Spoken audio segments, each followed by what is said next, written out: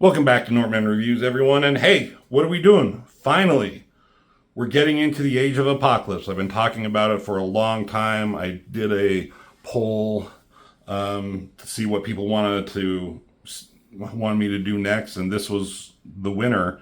And I had been waiting to get a few other things out of the way before I started such a big thing. I'm going to be going through like several different titles from the Age of Apocalypse.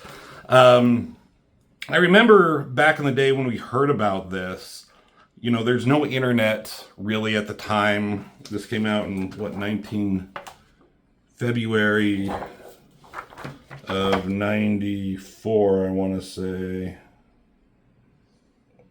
Yeah. So we just hear it in magazines and free ads and all sorts of things at the comic book shop. Maybe you'd hear it on the news every now and then. But it was announced that all X-Men titles were going to be canceled and they were going to be rebooted in this Age of Apocalypse. Now, if that news were to come out today, we'd be like, we know that that's not going to last. It would be like a gimmick, right? But at the time, we're like, what the fuck? That is insane. There's no way that could happen. But it did. And I looked at, I already put a video up of how this came about. Professor Xavier was killed 20 years in the past when he was a young man. He was friends with Magneto, and his son, Legion, went into the past to kill Magneto so Xavier's dream could be fulfilled without Magneto opposing it. But he accidentally ended up killing Xavier himself. And because Xavier wasn't there to create the X-Men properly, I mean, Magneto does it, but Magneto fucks up, right? Because Xavier and the X-Men, Xavier's version of X-Men wasn't around, Apocalypse rose to power, and mutants just took over the Earth. Let's take a look at this double-sided cover. But then Magneto still has his band of resistance fighters of the X-Men in various forms. And this is where we're going to pick up. So this is X-Men Alpha. This was incredibly hard for me to get my hands on. This is my older brother's copy. I did not have this. I missed out on it for whatever reason, and I was really upset. But I really, really love this cover by Joe Mad. The designs are they're iconic now in the X-Men lore, especially Sunfire's. Magneto basically looks the same. Wolverine, it's crazy. His hand is cut off. Quicksilver looks the same. Nightcrawler's not much different. Gambit's fine. Sabretooth, this is kind of a big deal. He's a good guy. He's on the X-Men. I mean, Apocalypse pretty more or less looks the same. Variations of Sentinels. There's Jubilee, Wildchild. I hadn't really known who Wildchild was. Blink was a new character, more or less. She was in X-Men during the Phalanx Covenant storyline, which I have, and maybe I should have done that before this. But she, in the main universe, the 616 universe, she died there, but she's a main character here, and she became semi-popular because of that, and eventually got her own book. There's Jean Grey. And, yeah. So, Joe Mad does the cover. Inside is done by Roger Cruz. And at the time, all I could see of Roger Cruz was he was a Joe Madureira ripoff. Especially in the finale, X-Men Omega, I opened up the book and I thought it was Joe Mad who drew it. I'm like, oh, thank you. And then I'm like, wait a minute. So, but Roger Cruz is he's an exceptional artist. He kind of grew into his own. He adopted his own style or refined it a little bit. I think there's still some obvious influence back in the day from Joe Mad, maybe. I don't know. I'm not going to speak for the man. But he's a phenomenal artist now. But back in the day, I just didn't really appreciate his art. And maybe I'll point out some stuff in here why. So it starts out, welcome to Seattle. Should be raining and someone's monologuing. And there's all these dead bodies. And this hand is climbing this mountain of dead bodies. And it's talking about how much it stinks. And this guy says he's been following the Infinites trail of genocide. I don't the Infinites. I can't remember what they were specifically, but just all these human bodies are dead. And then he's just kind of like not realizing, but just taking a moment to like grasp like what's going on. And he hears someone screaming, and it's a little girl running for her life, and she's being chased by these guys. I guess, are these the Infinites? Just like these soldiers of apocalypse, like variations of mutants or whatever. So she runs in this guy, and we're not really sure who it is. And I mean, the art is serviceable. It's good. It has a lot of detail in it. It has backgrounds. There should be stuff about it that I like. It's not like a Rob Liefeld that's just like horrible. It has all the things you need, but for whatever reason, the style, I don't know, just didn't vibe with me.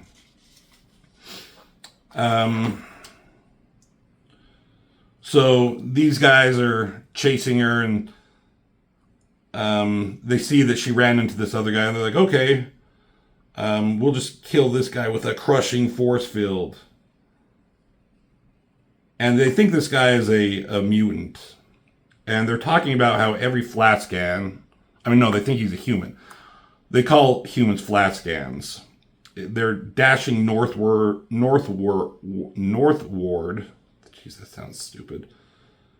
To get away of everybody. So basically, America has been taken over. So most humans are trying to flee to Europe. I don't know about Canada. I can't remember. I know there was like a map that they showed where the borders were, where the different like horsemen had dominion over. But then this guy realizes that, he attacked him with his powers, but this guy absorbed. So he's like, oh no, like this must be a mutant. So you're one of the traitors. So they want to kill him. So they attack. And, just kill him, not so fast. And hero shot. There's the X-Men, as they are now.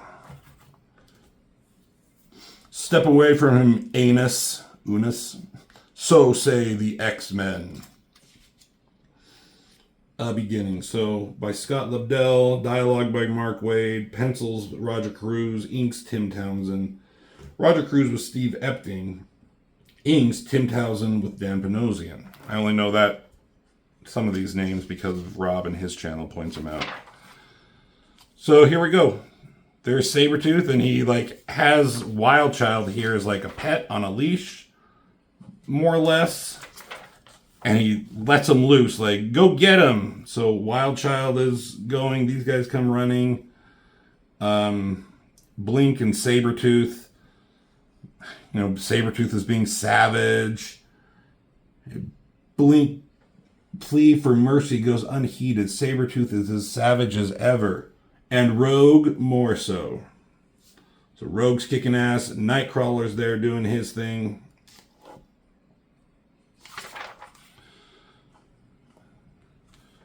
This guy surrenders, and Rogue's like, really? And he just punches that motherfucker. There's Morph. Morph was, is he the Changeling or is he Morph? Like, Morph was in the comic book, the cartoon, but he didn't really have a comic book counterpart, and some people say he was the Changeling. I think they're two separate characters, but I think this is the Changeling, but they named him Morph, and this is the version that X-Men 97 started to make Morph look at like.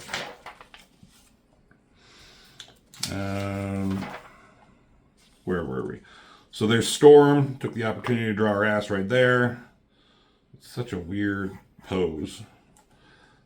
This guy comes up with the laziest gun to the head, and that's a weird looking gun. It's a design. But puts it up to Magneto's head. But then he's frozen by Iceman here. So they're like, cool, maybe we should celebrate. And these are kind of cool silhouette drawings, him walking up here, and that's kind of a cool drawing there. I remember they used this for some ads, promotional stuff. Quicksilver here, him and Magneto get along as his son. I think Scarlet Witch is dead. Yeah. Just this face, there's something wrong. It seems like elongated. He looks goofy. Should his helmet be so big on his head? It looks like it doesn't fit him. Like he's a child wearing his dad's clothes. But Magneto's checking out all like the devastation, the dead bodies down here, and it's sad. And like every time we succeed, we also fail so miserably. And they come to the guy that they're talking to this dude who they found at the beginning, and it's Bishop, an older version of Bishop. Now, in the Legion quest, where it showed Legion going back in time, killing Professor Xavier, some of the X-Men went back in time to stop him, including Bishop. When they failed, they were all erased from existence. But Bishop, for whatever weird time travel reasons you want to think of, he was spared being blinked out of existence because, he's a time traveler himself. So he was stuck in the past, 20 years in the past. Magneto kind of remembers him. But then when he sees Magneto here, he freaks out on him. He blames Magneto for everything. This is kind of a cool drawing with the shading of Bishop there. Gets in his face. He's like, it's your fault, Legion. Killed Xavier. Let him die. Not our world. All twisted. I think Bishop, he's not he's having a hard time remembering everything or knowing what's what. He's got a little mental illness, probably some PTSD shit going on. So Magneto stopped the blood flow of iron to his brain, so it made him pass out or calm down. And they're like, wait, do you recognize him? And they're like, of course not. It's because it seemed like, you're mistaken. And Sabretooth's mistaken my Harry, and Rogue's just let's go. Sabretooth is taking the position of Wolverine. Wolverine's not on the team at this point. We'll see where he's at. And Rogue is married to Magneto, so she's second in command. So then we cut to Beast, Dark Beast, Evil Beast, Age of Apocalypse Beast, and he's a evil son of a bitch, and he does crazy experiments. And there's the Blob, and he's experimenting on him, trying to make him more powerful, just seeing what he can do with his powers. But the Blob is able to bust free, and he starts attacking. He's like, no more hurt. Poor guy. And then there's Havoc here. Alex Summers. And he's with Apocalypse too. It's cool how they can swap heroes and villains for their roles. Sabretooth is usually a villain. For whatever reason, he's a good guy. But here, Havoc, he's evil as fuck, man.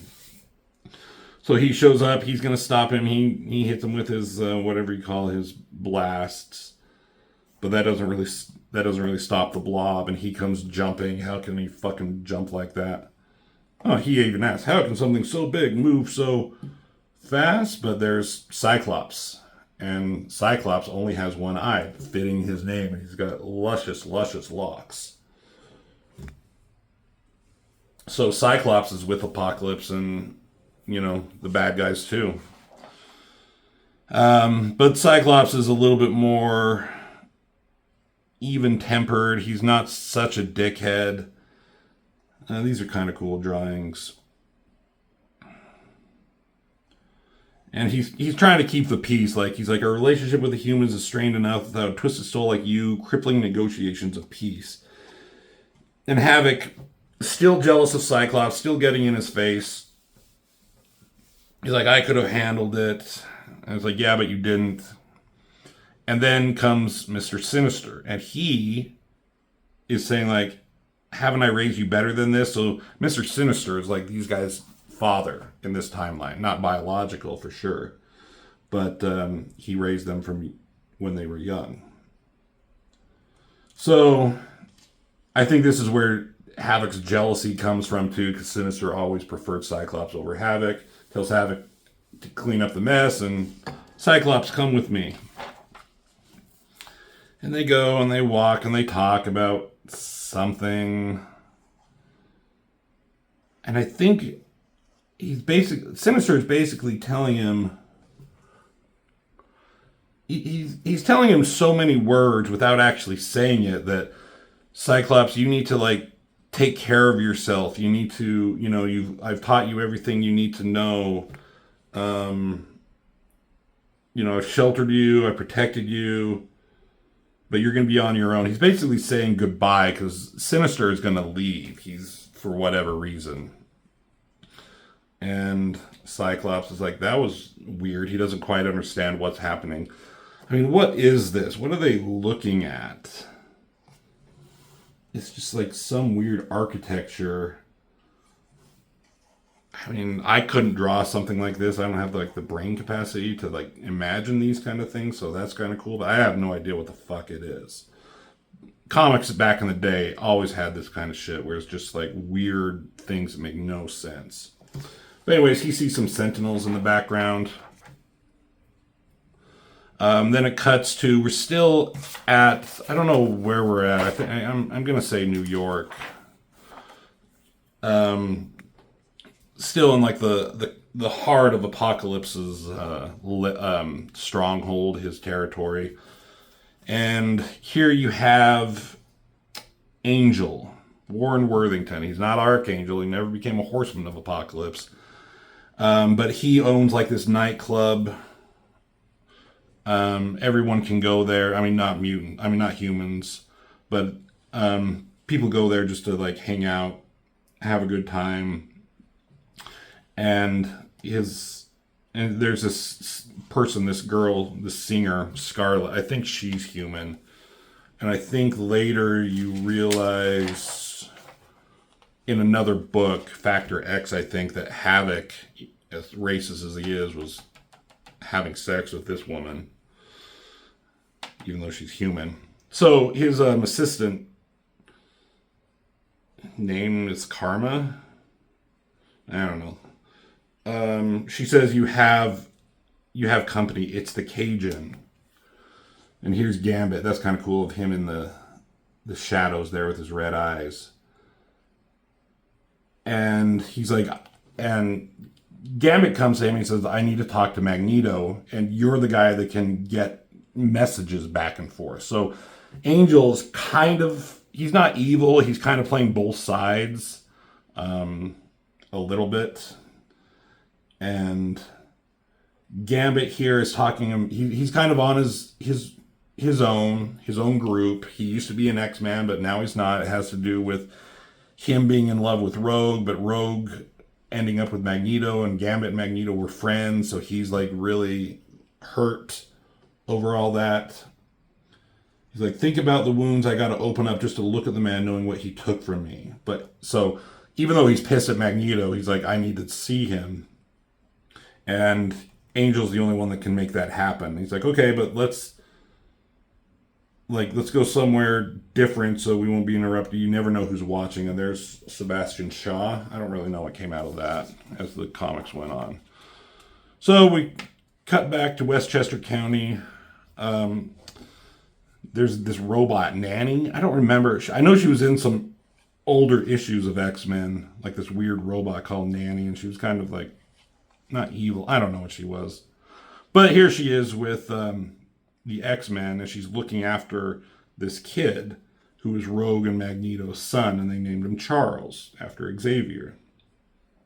I think this is where they established that Magneto could put a magnetic field around himself so they could touch. So that's good. I mean, in their relationship in the main universe, initially Rogue had lost her power, so they were able to like kiss and make out and do whatever. But here it's because of his powers, and that's something that I think they adopted in X-Men '97. But it still sucks for Rogue because she can't touch her own child with her flesh. You know, she always has to wear gloves constantly. And she says, "He needs my touch." Magneto says, "I know, and someday we'll find a way to make that possible for him as it is for me."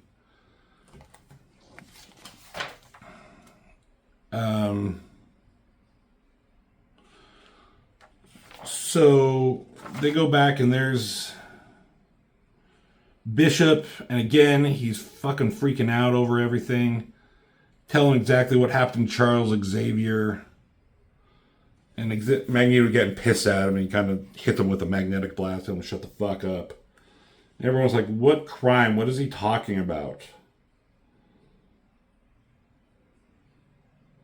And he's like, well, I don't know, but we need to find out. And since we don't have, ever since we lost Jean, or Jean was lost to us, we don't have a telepath. Our options were limited, so the only way to do it is with her powers. So then we cut back to elsewhere, and there's Mr. Sinister, and there's this guy Abyss. I think he was new. And then you got Holocaust. These are the three of the Horsemen of Apocalypse. These guys are incredibly powerful, so it makes sense that they'd be horsemen. They talk about Mikhail. Where's Mikhail? Who knows? And they're talking about Mikhail Rasputin. That was Colossus's brother. And I forget what his power was, but he was incredibly powerful as well. So there's Holocaust, and here comes Apocalypse, and he calls him Father. And there he is, the man himself. He's fucking huge. He is Apocalypse, ruler of America and soon the world. And he's talking about, we'll have to deal with Mikhail's lapse in judgment later. And so these three are like, so the moment has truly come then?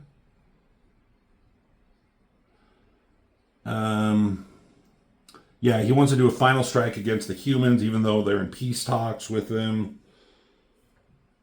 So often do I rely on the naivete of humans, and so rarely am I disappointed. So he's going to start a war, and Sinister's kind of warning him that genetic civil war may claim both sides, human and mutant. And Apocalypse is like, it doesn't matter who survives or who it kills. All that matters is that the strong will survive, the strongest and the fittest, and they will form the army of tomorrow. So Apocalypse is ready to kill everybody just to keep like the most powerful. And Holocaust is all about it. He's like, okay. But Sinister, he's not so much on board with what's going on.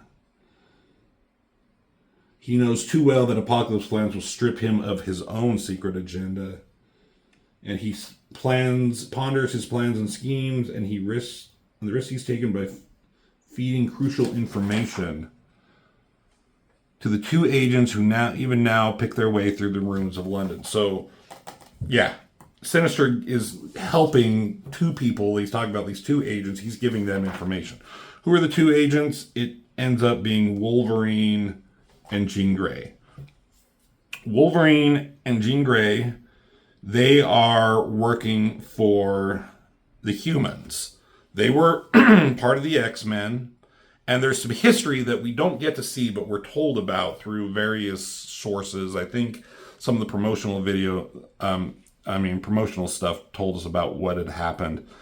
Jean Grey was kidnapped, and Wolverine went to save her. And I think they were kidnapped. She was kidnapped by Sinister, too. Kidnapped by Sinister, Wolverine fought his way through armies and armies to save her, and he did, but in the process, he ended up coming across Cyclops. And they had a fight, they had a battle, and in that battle, Wolverine took out Cyclops' eye. So that's why he only has one. And Cyclops used his optic blast to take off Wolverine's hand. How that works, I'm not really sure. With his adamantium and his healing, his optic blasts don't cut through like heat. They're like a powerful force. They're a concussive force. But it doesn't matter. It's a fucking comic book. Cyclops took Wolverine's hand, so he only has the one. And Wolverine took Cyclops' eye, so he's a truly Cyclops. These claws look weird. They don't... I guess it makes sense. I don't know. This one looks bigger than the rest of them, but this one's in the back. It just could have been done better.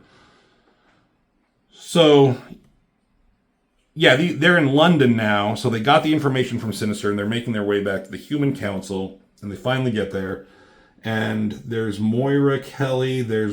I think this is Brian Braddock, Captain Britain. There's Emma Frost. Looks like her head has been cut into, and I don't think she has her powers, so she's basically human. But yeah, so they bring the information back to them of whatever's on there. And I can't remember what it is. What if we've made... And so they start talking, Jean Grey's like, what if we made the wrong call by agreeing to work for Sinister? How can we trust him? And Wolverine's saying, like, he stands to lose if Apocalypse gets his way, so we have to trust him. We don't have any other choice. So now they're an item. Finally, Wolverine gets what he wants, but Jean Grey's having some issues with what's going on, like this war that's about to start. And I think she's only with him out of gratitude for him saving her. I mean, I think she loves him in some kind of a way, but probably not as much as he was hoping. So as they embrace, there's somebody watching them from the shadows, and I think that's Mariko, who, Wolverine was supposed to have married in the main universe, but she died. So I think she's on the Human Council as well. So back with the X-Men, they're wanting to know what's going on with Bishop. And so Rogue must have touched him. Yeah, it tells about it, but it doesn't show it. And they don't notice this guy in the background in the shadows. Rogue makes tentative contact and all hell breaks loose. Some sort of counterforce emanating from the stranger. I've never seen anything like it. So all this shit is going on. And Magneto at least sees what should have been. He sees what's going on inside Bishop's mind. I don't understand how or why. It's comic book logic. But he sees the X-Men being created and fighting Magneto. He sees Magneto and Rogue there. The Acolytes, Asteroid M. He sees Magneto forming the Brotherhood. Magneto again fighting various incarnations of the X-Men. Xavier mind-wiping him. Xavier when he got turned into a child. So he's seeing what should be happening. And it was Gambit who was skulking around in the background. And he, sees that everyone's getting hurt by whatever's going on. And he still cares for Rogue, so he pushes her back. So now they know the truth.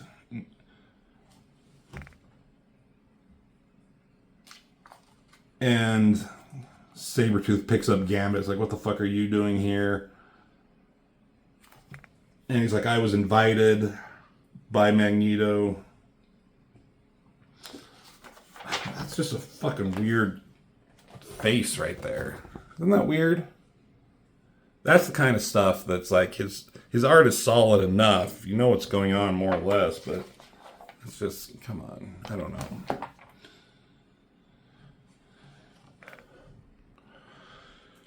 So Magneto wants he calls over Nightcrawler. He's like, I need your mother. I need to talk to her. So I need to find her anywhere you can. He's like, okay. So he goes and fucks off. And he called Gambit, but now he's kind of making him wait. Gambit's pissed. He's like, you called me here, and I want to know why. What's going on? Why am I here? And like, just drop it. He's freaked out about the vision he just saw. Now he needs to like contemplate what's going on. And he's basically saying, he's like, I will not betray Charles' trust at all, ever.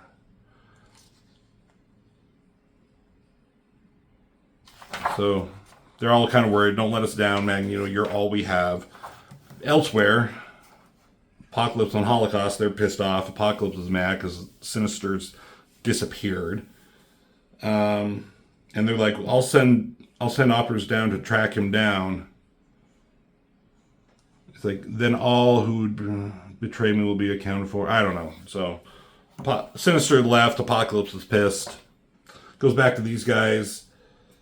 And they're basically, he's still talking about what he needs to do, what needs to happen. And they have much to do. Basically, Magneto knows that he can make things right. So he's, in the various issues of the X-Men and different books, he needs certain things. So he's going to he sent Nightcrawler. He's going to send Nightcrawler and Mystique to find Destiny because she can kind of see the truth of things. He's going to send Colossus and Generation X, or Generation X, whatever you're going to call him, to bust out Colossus' sister Illyana because she has some powers that can help. And then he's going to send Gambit to go steal the M'Kraan crystal from the Shi'ar Empire. That's basically what's going to happen. And then there's also some weird shit going on with the M'Kraan crystal as it's hurtling towards Earth. I'm not really sure what's going on there. So this is the opening. This is the introduction of the Age of Apocalypse. So this is X-Men Alpha. We're going to start doing, I know I have at least 5 titles of Age of Apocalypse where I'll be doing all the first issues. Then I'll be doing all the second issues, third, fourth, and eventually ending with X-Men Omega. There's X-Men Chronicles that showed some stuff in the past. I don't know if we'll ever look at that. There was X-Universe that showed what was going on more with the humans, and you see more of the Marvel heroes that aren't mutants, people in the Avengers and so forth, what's going on with them. So, but there we go. We're off and we're doing it. Age of Apocalypse, X-Men Alpha, awesome cover, okay interiors. Thank you for watching, and as always, I will see you in the next video.